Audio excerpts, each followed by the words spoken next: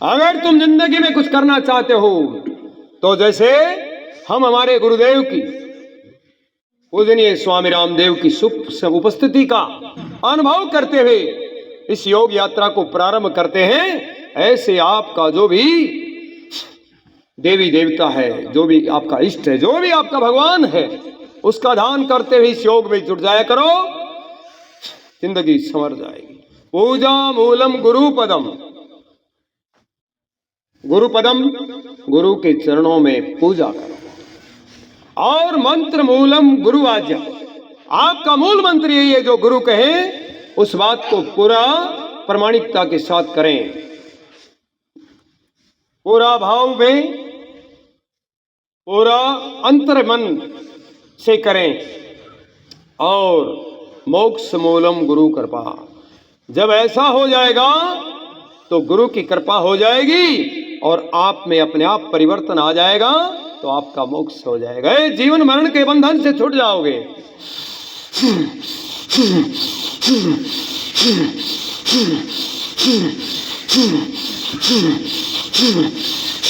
पूरा व्याधि मिटाना तो बहाना है, समाधि तक ले जाना है। अब आप जरा कपाल भाती करते जाएंगे और हमारे वचनों को शांतिपूर्वक ढंग से सुनते चले जाएंगे, तुम्हें पता चल जाएगा कि तुम्हारा जीवन क्या है, तुम्हें धरती पर किसने भेजा, क्यों भेजा, क्या कर रहे हो, क्या करना चाहिए था। एक मनुष्य के रूप में तुम्हें जन्म हुआ है तुम्हारा। हे मनुष्य, तू मनुष्य बन। किसी गधे को कहा तू गधा गधा बन। इसलिए मनुष्य जैसा आचरण करना है, मनुष्य से जैसा व्यवहार करना है। जरा समझिए कि जीवन भगवान की सबसे बड़ी सौगात है।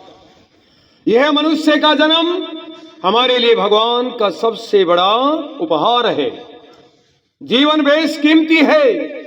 जीवन को छोटे छोटे उद्देश्यों के लिए जीना, यह जीवन का अपमान है। हम अपनी शक्तियों को तुच्छ कार्यों में खर्च करना, व्यसन और वासनाओं में बहुमूल्य समय को बर्बाद करना, यह जीवन का तिरस्कार है। मेरे भाई बहनों, जीवन अनंत है, हमारी शक्तियां भी अनंत हैं। हम अपनी शारीरिक, मानसिक, सामाजिक और आध्यात्मिक शक्तियों का जीवन में करीब 5% ही प्रयोग कर पाते हैं। अधिकांश हमारी शक्तियां, आंतरिक शक्तियां सुप्त अवस्था में रह जाती हैं, और जिन्होंने अपनी आंतरिक शक्तियों का पूरा प्रयोग किया, वो पुरुष से महापुरुष, मानव से महामानव और युग पुरुष बन जाते हैं, और मानवीय चेतना में वैश्विक चेतना अवतरित होने लगती है, और ये दुनिया इंसान को भगवान की तरह पूजने लगती है। योगेश्वर श्री कृष्ण, मर्यादा पुरुषोत्तम श्री राम, महायोगी शिव, भगवत्ता को प्राप्त भगवान महावीर, समर्पण से संबोधि को प्राप्त हुए गुरु नानक, गुरु गोविंद सिंह, महर्षि दयानंद व स्वामी विवेकानंद में जो अलौकिक शक्तियां, वो सिद्धियां थी, वो आप और हम सब में भी निहित हैं। योगी को कभी भी दीनहीन, दुखी, असहाय, अकेला नहीं मानना चाहिए। अहम ब्रह्मास्मि, मैं परमात्मा का प्रतिनिधि हूं, मैं विराट हूं। मेरा जन्म इस पृथ्वी पर किसी महान उद्देश्य के लिए हुआ है। मुझ में धरती जैसा धैर्य, अग्नि जैसा तेज, वायु जैसा वेग, जल जैसी शीतलता और आकाश जैसी विराटता हमारे अंदर सन्निहित है। मेरे मस्तिष्क में ब्राह्मण सा तेज, मेधा, प्रजा, विवेक है। मेरी भुजाओं में क्षत्रिय जैसा शौर्य, बल, पराक्रम, साहस और स्वाभिमान है।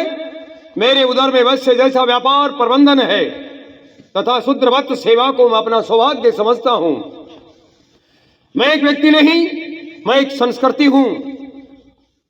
मैं एक संवाहक, संस्कृति का संवाहक हूं। मुझ में भारत है, मैं भारत से हूं।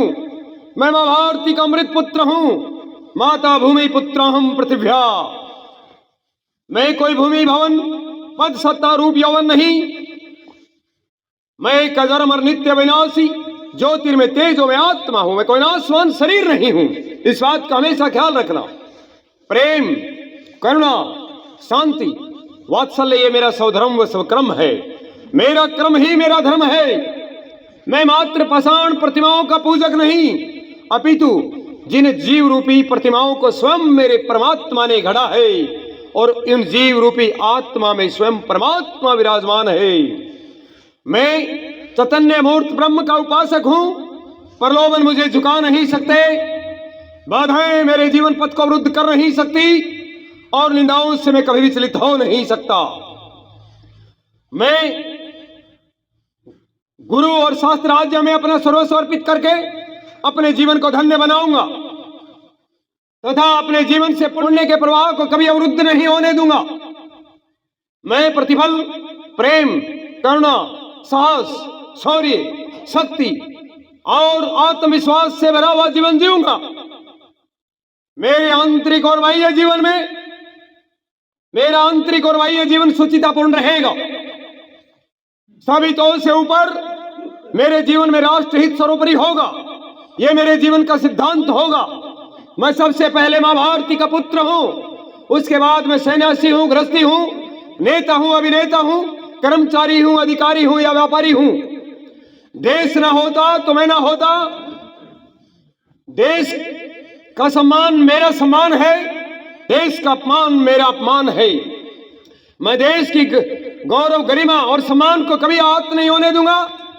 ऐसा भाव रख करके आइए हम सब संगठित होकर के एक नया भारत बनाएं।